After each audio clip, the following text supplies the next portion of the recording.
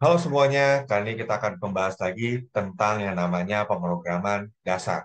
Nah, untuk kali ini kita akan fokus ke materi yang disebut dengan function atau fungsi. Nah, pertama-tama mungkin kita perlu lihat dulu, apa sih fungsi itu?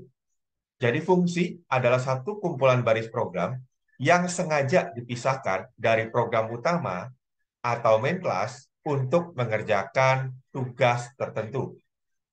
Nah, ini biasanya dipakai jika kita melakukan sesuatu algoritma secara berulang-ulang. Mungkin analoginya mirip seperti sebuah resep gitu ya, resep masakan. Karena kalau kita punya resep masakan, sebenarnya orang pasti bisa membuat makanan tersebut selama dia mengikuti resepnya dengan baik. Nah, fungsi kurang lebih seperti itu. Analoginya mirip. Ketika kita membuat resep masakan, maka pertama-tama kita perlu list apa aja kebutuhan bahan makanannya. Di fungsi juga sama. Fungsi perlu list apa kebutuhan untuk prosesnya. Misalkan, oke, dia butuh dua variabel integer, satu variabel string, dan seterusnya. Berikutnya, di resep masakan, biasanya juga ada langkah demi langkah tentang cara pengerjaannya. Nah, itu juga ada di yang namanya fungsi. Jadi fungsi ini tadi dibilang kan kumpulan baris program. Artinya dia punya langkah demi langkah yang akan dilakukan terhadap variabel-variabel yang kita berikan. Nah, yang berikutnya lagi, sama seperti resep gitu kan. Resep berarti dia punya nama resepnya atau judul resepnya. Apa gunanya nama atau judul resepnya? Supaya nanti kalau mau dipakai gampang nyebutinnya. Oh, ikutin aja resepsi A, ikutin aja resepsi B. Nah, fungsi kurang lebih juga sama. Dia punya nama fungsi. Dan nama fungsi ini dipakai sebagai identitas. Jadi kalau kita bilang, oh fungsi A, maka komputer akan tahu, oh ya, A nih yang akan dibuat. Terakhir, ketika kita membuat fungsi, gitu ya, sama juga dengan masakan, pasti ada hasilnya. Nah, hasil itu adalah kembalian dari sebuah fungsi. Jadi itu adalah 4 komponen dari fungsi dan mirip dengan resep masakan. Kita bisa lihat lebih jauh di sini, gitu ya.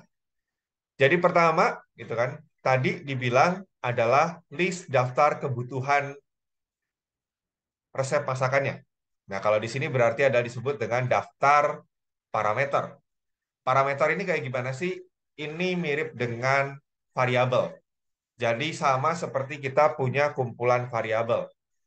Dan ini menyatakan bahwa kalau fungsi ini mau dieksekusi, maka dia butuh variabel-variabel tersebut untuk disediakan. Kalau tidak disediakan, maka tidak akan bisa dieksekusi. Dari bahan-bahan yang ada, maka kita akan mulai membuat masakannya, atau kita akan mulai proses isi fungsinya. Isi fungsi di sini berisi dengan banyak instruksi, dan instruksi itu akan dijalankan satu persatu dari atas ke bawah.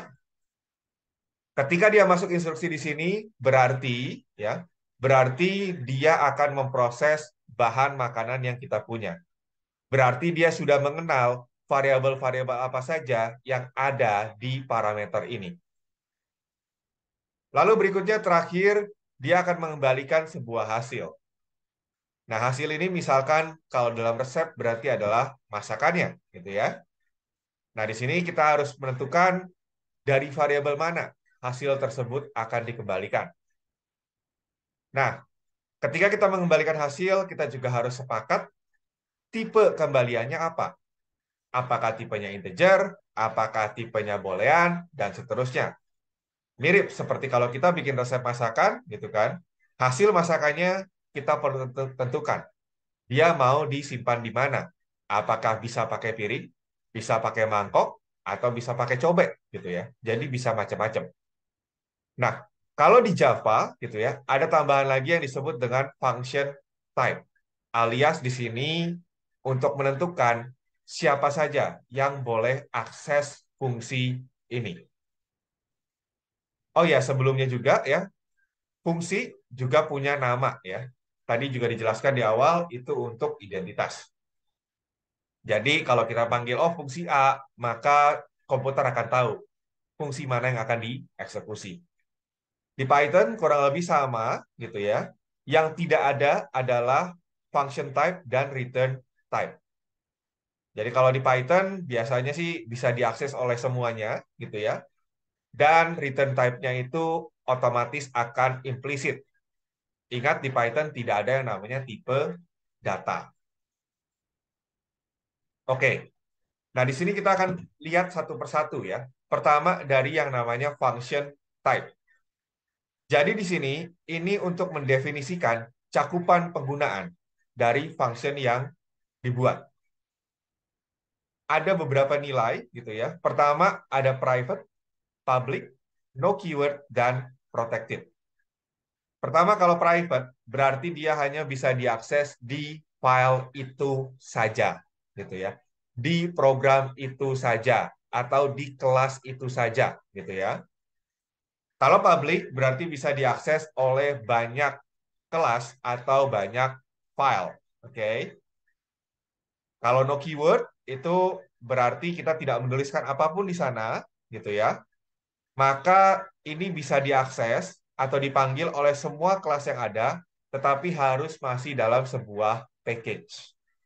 Nah, sebentar, mungkin biasanya bingung apa itu package dan sebagainya, gitu ya. Jadi sebenarnya ini nanti akan dibahas lebih jauh di OOP. Jadi nanti kalau di OOP ada istilahnya kelas, ada istilahnya file, ada istilahnya package. Nah, kalau kita kebiasaan di pemrograman dasar itu kan satu file, satu kelas. Cara tahu kelasnya dari mana? Hitung aja. Berapa banyak tulisan public class, gitu kan? Cuma satu biasanya. Nanti di OOP itu bisa banyak sebenarnya. Jadi satu file bisa banyak kelas, walaupun tidak dianjurkan. Dan satu package bisa berisi banyak file. Begitu. Ada juga yang namanya protected, tapi itu tidak akan kita bahas sekarang, karena nanti akan lebih jelas lagi di PPO, atau pemrograman berorientasi objek. Nah, sekarang kita akan lihat lagi gitu ya. Sebuah fungsi ketika selesai dijalankan dapat mengembalikan satu nilai. Tetapi sebenarnya ya bisa juga tidak. Jadi tergantung dari kebutuhan yang ada gitu ya. Nah, bagaimana mendefinisikannya gitu ya? Dia akan mengembalikan sebuah nilai. Maka kita perlu mengisikan return type-nya ya atau tipe data dari nilai yang akan dikembalikan. Contoh nih, kalau misalkan kita akan mengembalikan nilai dengan tipe data integer, maka return type-nya harus diisi dengan integer. Kalau dikembalikan ke analogi resep, berarti ketika kita berjanji mengembalikannya misalkan makanan berkuah, maka kita bilang, oh ya nanti tolong siapinya pakai mangkok gitu kan. Jangan mungkin pakai mungkin piring kertas atau sebagainya. Nah, di sini kita juga bisa untuk tidak mengembalikan nilai apapun. Jadi terkadang ada beberapa resep yang tidak menghasilkan apapun. Contoh misalkan resepnya lebih ke arah instruksi. Instruksi membersihkan motor. Nah, kan itu kan tidak mengembalikan sesuatu ya. Karena ya tidak ada hasil yang baru di sana. Yang ada cuman motornya jadi lebih kinclong gitu kan. Nah, itu kita bisa lakukan dengan mengisi void sebagai return-nya. Jadi void itu kan artinya tidak ada apa-apa. Dan di situ kita tidak perlu mengembalikan nilai. Nah, beberapa hal yang perlu diperhatikan dalam return type. Pertama, jika satu fungsi memiliki return type, maka baris kode setelah statement return tidak akan dijalankan. Jadi return adalah yang paling akhir. Ingat tadi dibilang return itu untuk mengembalikan hasilnya. Logisnya kita hasil itu kan selalu di paling akhir. Nggak ada tuh hasil di tengah-tengah gitu kan. Terus, jika kita mendefinisikan function dengan return type tertentu, maka di dalam baris kode function harus terdapat statement return-nya. Jadi ini seperti janji return type. Kita janji akan mengembalikan integer. Maka di kode fungsinya, apapun yang terjadi, harus ada return sebuah nilai integer. Berikutnya, bagaimana cara pemanggilan fungsinya? Sama seperti kita kalau punya daftar resep gitu kan. Maka kita cara memisahkan resep yang satu dengan yang lain adalah dari nama resepnya. Nah, di sini nama resep ini bisa dipanggil macam-macam gitu kan. Kalau misalkan, anggaplah ya, misalkan resepnya mengembalikan sebuah nilai, dan nilai tersebut mau kita tampung ke variabel lain, gitu ya, maka kita bisa menggunakan instruksi assignment. Misalkan nih, nama variabelnya sama dengan nama fungsinya dengan daftar parameternya. Berikutnya, kalau misalkan, oh, di sini saya pengen panggil, tapi sekaligus langsung nilainya mau saya tampilkan ke layar. Maka sama sebenarnya, gitu ya. Kita tinggal sistem outprint, gitu kan. Terus kita panggil nama fungsinya. Jadi kalau dilihat-lihat, sebenarnya nama fungsi ini bisa berlaku seperti sebuah variabel selama dia mengembalikan sesuatu, gitu ya. Jadi kalau dia mengembalikan sesuatu, anggaplah itu sebagai sebuah variabel. Artinya apa? Artinya ini bisa dimasukkan ke assignment, bisa dilibatkan dalam proses aritmatika, bisa juga dilibatkan dalam proses print. Kalau dia tidak mengembalikan apapun, ya, alias tadi tipe datanya return void, maka di sini kita tidak perlu mengisi dia ke variabel lain, atau kita juga tidak bisa menampilkan sesuatu dari fungsi tersebut. Kita hanya perlu panggil saja. Jadi cara manggilnya gimana? Lihat di sini yang sintaks assignment, kita buang var sama dengannya. Jadi langsung nama fungsi daftar parameter. Itu kalau tidak ada kembalian. Nah, ini contoh studi kasus, biar kita lebih ngerti. Misalkan nih, kita pengen ada input gitu ya, dalam inci, lalu nanti akan dikonvert ke output dalam bentuk meter, desimeter, dan dekameter, misalkan. Nah, ini adalah contoh kode ya tanpa em, fungsi ya. Kita biasanya kan bikin seperti ini dan biasanya juga kan em, semuanya dimasukkan ke dalam program utama. Ini kalau dijalankan, guys, hasilnya nanti akan jadi seperti ini ya. Jadi kalau dari sentimeter misalkan, berarti kan itu inci dikali 2,54. Setelah sentimeternya dapat, baru kita hitung nih meternya berapa, desimeternya berapa, dan seterusnya. Sekarang gimana kalau pengen pakai fungsi? Nah, misalkan nih, misalkan ternyata oh program ini, konversi ini bakal dipakai berkali-kali dan tidak hanya di program ini. Maka kita bisa membuat dia sebagai fungsi. Jadi nanti misalkan ke depannya ada yang mau pakai juga, maka dia tinggal panggil. Dia tidak perlu menuliskan ulang gimana cara hitungnya. Nah, fungsinya sebenarnya ngapain sih kalau konversi? Berarti kan pertama incinya dulu diubah ke sentimeter. Baru sentimeternya di convert ke meter dan seterusnya sesuai dengan skala. Nah, ini contohnya kalau kita sudah punya fungsinya ya. Kita lihat yang Java dulu. Oke. Kita di sini punya dua buah fungsi. Fungsi pertama adalah program utamanya sendiri gitu ya, yaitu dia ngeprint, terus dia minta input, lalu dia convert gitu kan. Nah, fungsi kedua kalau dilihat di sini, ini adalah khusus yang mengkonversi ya, khusus mengkonversi dari inci ke sentimeter. Dan ini yang terjadi adalah apa? Dia akan mengalihkan dengan 2,54 dan dikembalikan sebagai hasil kembalian dari fungsi. Yang Python juga sama ya. Yang Python, jadi di sini aku kenalin dulu tentang yang namanya if name sama dengan main. Ini sebenarnya mirip dengan public static void main string args. Jadi apapun yang ada di sini itu akan dilakukan mirip seperti program utama. Nah, kebetulan di sini program utamanya kita bungkus menjadi sebuah fungsi yang namanya main. Main itu terima input, convert ke inci, dan menampilkan hasilnya 1/1. Convert ke inchinya seperti apa? Bisa dilihat di sini, ya. Jadi inci dikali 2,54. Oke, nah sekarang sebelum kita lanjut gitu ya, kita perlu lihat sedikit lagi, ada yang unik juga di sini. Apa gitu ya? Perhatikan di sini ketika ada fungsi konversi dengan fungsi. Nah, kelihatan di sini ya, kelihatan di sini bahwa strukturnya berbeda dengan fungsi yang ada di bawah, konversi inci. Kenapa berbeda gitu ya? Karena sebenarnya yang ada di sini itu adalah konstruktor. Mungkin ingat minggu lalu dijelaskan konstruktor itu mengisi nilai secara default. Dia juga bisa didesain untuk melakukan sesuatu secara default. Jadi makanya kalau dilihat di situ di program utamanya kan dia bilang new konversi dengan fungsi.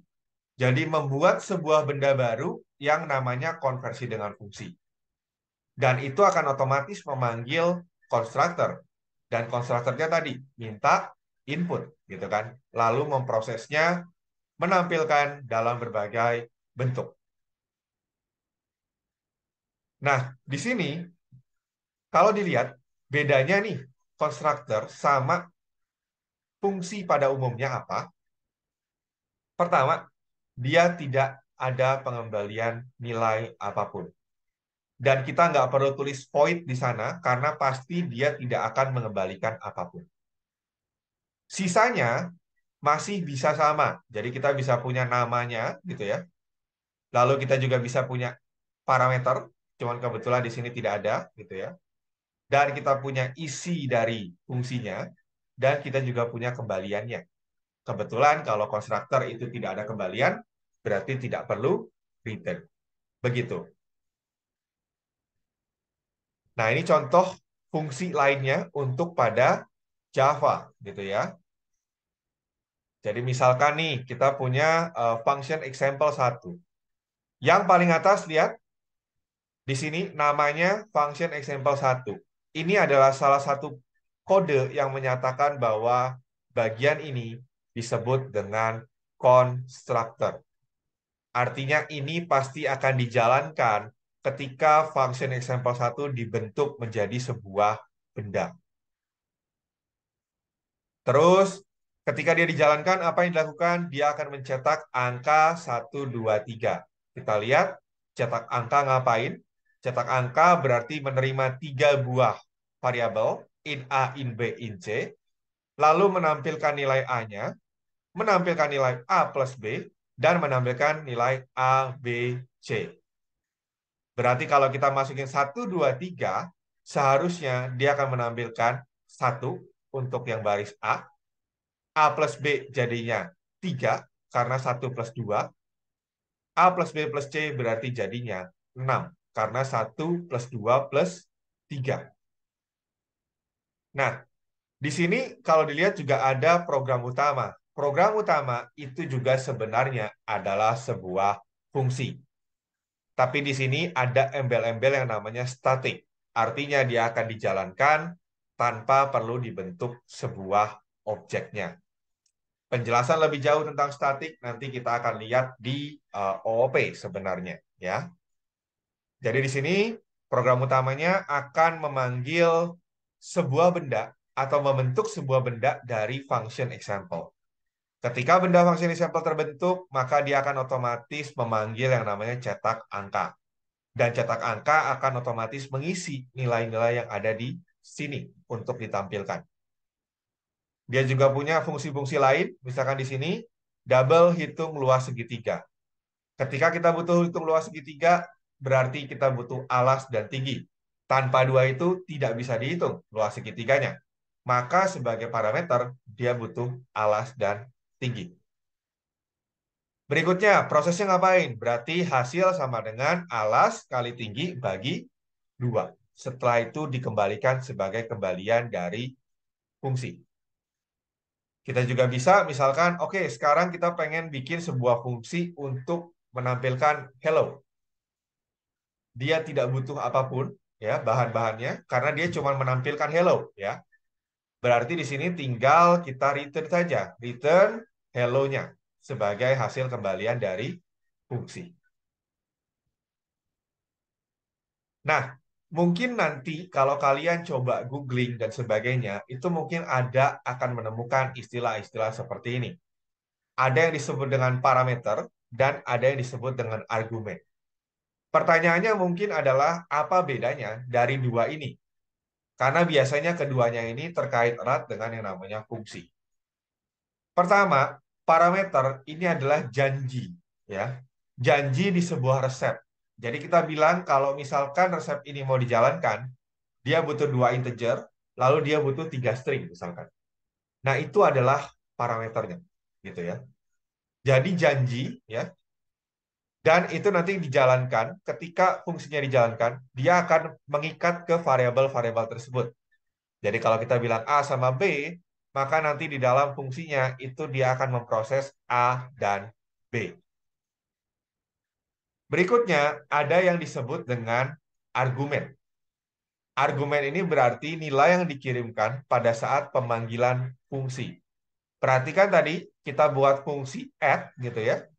Lalu kita panggil di program utama dan mengisikan nilai 2 dan 3 gitu ya. Jadi kalau dilihat di sini A akan berisi nilai 2 dan B akan berisi nilai 3. Lalu setelah itu bisa dieksekusi lebih lanjut. Jadi itu perbedaannya ya. Parameter itu berarti adalah variabel-variabel yang dijanjikan untuk sebuah fungsi. Sedangkan argumen adalah variabel-variabel realnya yang dipakai ketika dipanggil. Begitu. Nah, ini contoh dari add function gitu ya. Misalkan kita punya program utama, dia minta input, lalu masukkan angka 1, 2, lalu dia akan menghitung jumlahnya. Kebetulan di sini jumlahnya juga dia akan menghitung dengan memanggil sebuah fungsi jumlah. Jumlah ini punya angka 1 dan angka 2 sebagai argumen. Oke. Kenapa? Karena ini dipanggilnya di program utama, gitu ya. Nah, lihat di sini fungsi jumlahnya, gitu ya. Dia punya A, B, gitu ya. Berarti di sini AB ini adalah parameternya. Lalu prosesnya ngapain? Prosesnya mengembalikan nilai A ditambah B.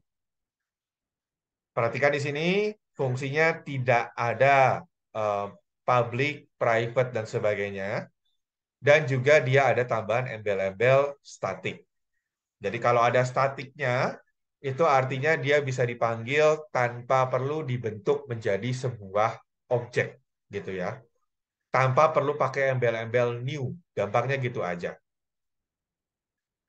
Nah, ini kalau di Python gitu ya.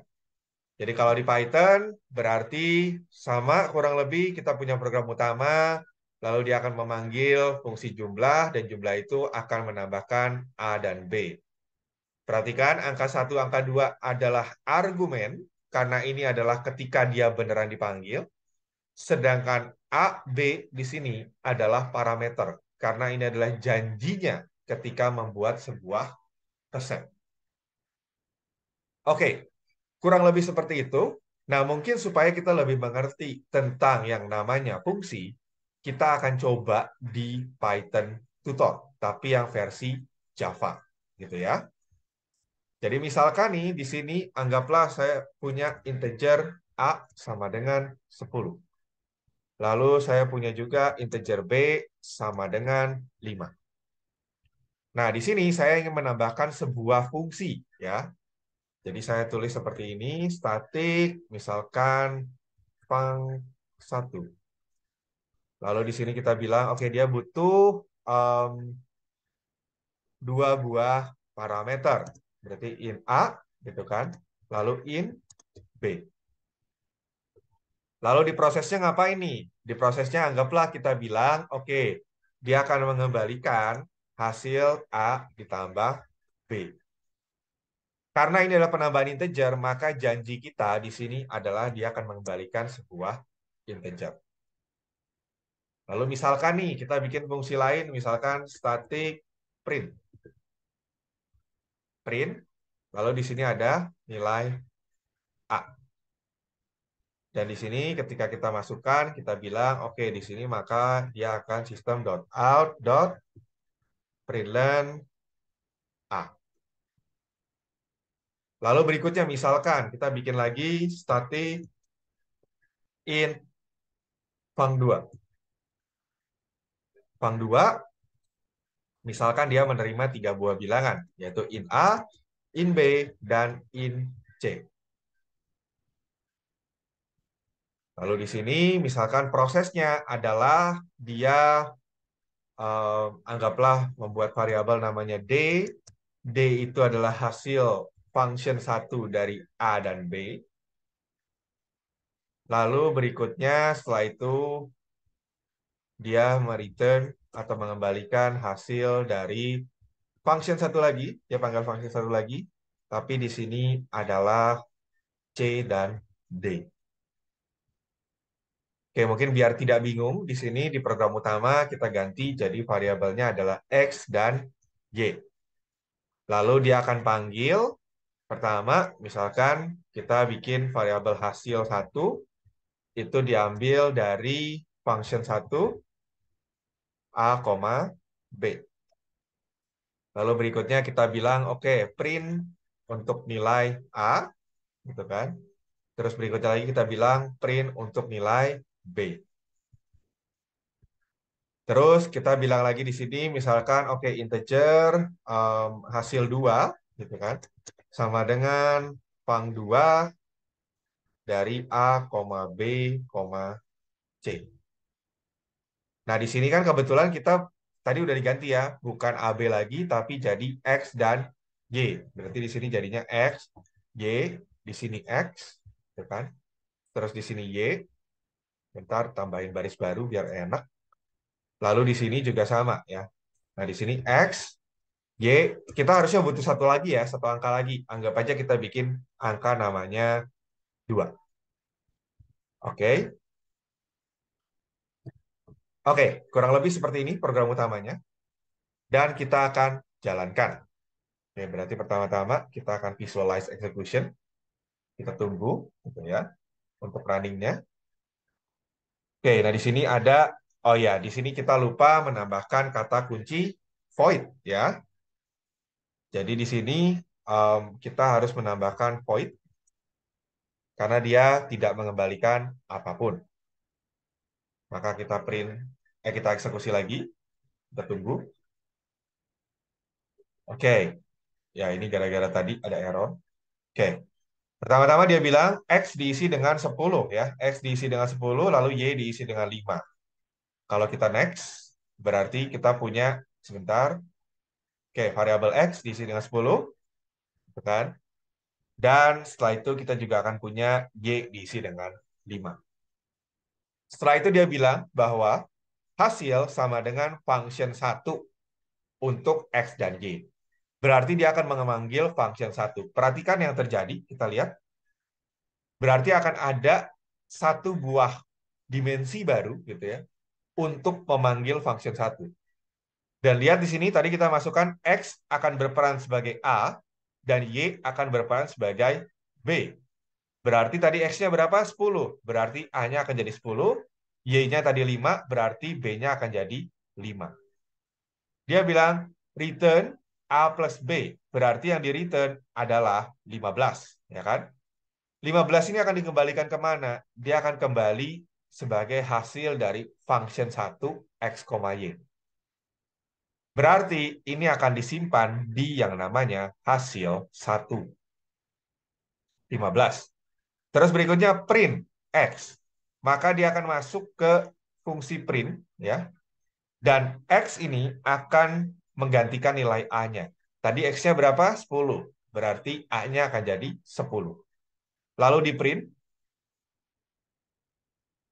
Perhatikan di atas, ya ada nilai 10-nya, gitu kan. Lalu setelah itu dia akan kembali lagi ke program utama. Berikutnya, dia bilang, sekarang print, tapi untuk yang Y. Perhatikan di sini,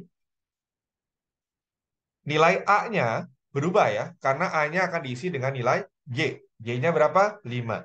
Maka dia akan print lalu dia akan keluar lagi dari fungsi. Jadi ada 10 dan 5 ditampilkan. Terus berikutnya dia bilang hasil 2 sama dengan function X, Y, 2. Oke, kalau kita next, maka tadi kan di janjinya adalah A, B, C ya. Berarti A akan diisi dengan X, A-nya berapa tadi? X-nya 10. Berarti A akan diisi 10. B-nya akan diisi dengan Y, yaitu 5. Dan C-nya akan diisi dengan nilai 2. Maka sudah ada A, B, C-nya di sini. Baru kita proses, dia bilang ada D. D-nya adalah hasil pemanggilan function 1 untuk A, B. Nah, ketika dia memanggil A, B, tadi lihat ya sini ya, di function 2 gitu kan, AB-nya berapa? 10 dan 5. Maka ketika dipanggil di function 1 gitu kan, ini akan langsung di mapping. Oh ya, A-nya berarti tadi adalah 10, B-nya 5. Dia akan proses mengembalikan nilai yang disebut dengan 15. Berarti D akan berisi nilai 15. Setelah itu, return function C, D. Berarti function 1 diisi dengan nilai C, D. C-nya berapa tadi? 2, gitu kan? D-nya 15. Berarti nilai A di sini akan menjadi 2, gitu kan? Karena menggantikan C, dan B di sini akan menjadi yang namanya 15 untuk menggantikan D. Maka ditambahkan, hasilnya akan menjadi 17. Dan itu adalah hasil kembalian dari function 2. Dan disimpan di mana? Disimpan di hasil 2. Jadi kurang lebih seperti itu cara kerjanya. Dan tadi sebenarnya aku secara tidak langsung memberikan contoh memanggil fungsi di dalam fungsi. Dan itu juga memungkinkan. Oke, seperti itu saja. Terima kasih.